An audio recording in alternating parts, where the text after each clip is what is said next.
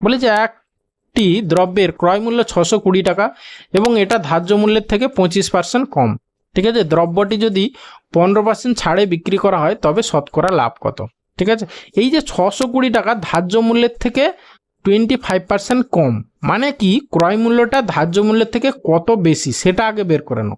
মানে আমরা এই ফর্মুলা অ্যাপ্লাই করব, X% ইনক্রিজ, সেখান থেকে 15% ছাড় মানে Y% হচ্ছে ডিক্রিজ। মোটের উপর আমাদের কি ফর্মুলা হয় না X minus Y minus XY/100, সেই ফর্মুলা আমরা অ্যাপ্লাই করব। তাহলে আমরা এই যে ধার্য মূল্যটা থেকে ক্রয় মূল্যটা বলছে 25% কম, তাহলে ক্রয় মূল্য থেকে ধার্য মূল্য কত পার্সেন্ট বেশি সেটা আগে বের করে নিই আমরা। ঠিক আছে, তাহলে কত পার্সেন্ট বেশি হবে, তাহলে 25 বাই হচ্ছে যেহেতু কম তাহলে নিচে হচ্ছে 75 ইন্টু হচ্ছে গিয়ে 100, তাহলে এত পার্সেন্ট বেশি। তাহলে 25 3 75 মানে হচ্ছে গিয়ে 100 বাই হচ্ছে গিয়ে 3, এত পার্সেন্ট হচ্ছে গিয়ে বেশি।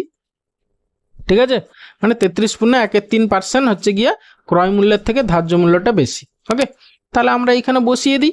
তাহলে প্রথমে এক্স এর ভ্যালু আমরা কত পেলাম না 100 বাই হচ্ছে গিয়ে 3 মাইনাস এটা হচ্ছে গিয়ে ওয়াই এর ভ্যালু 15 ছাড় দিয়েছে, তাহলে হচ্ছে গিয়ে 100 ইন্টু হচ্ছে গিয়ে 15 বাই হচ্ছে গিয়ে 3 ইন্টু 100 হবে।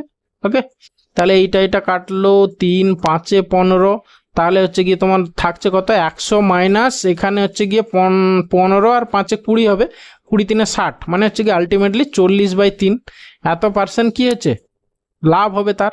40/3 মানে 13 3 39 মানে হচ্ছে গিয়ে 13.13 এত পার্সেন্ট হচ্ছে গিয়ে কি তার লাভ হবে, মানে অপশন সি অ্যান্সার।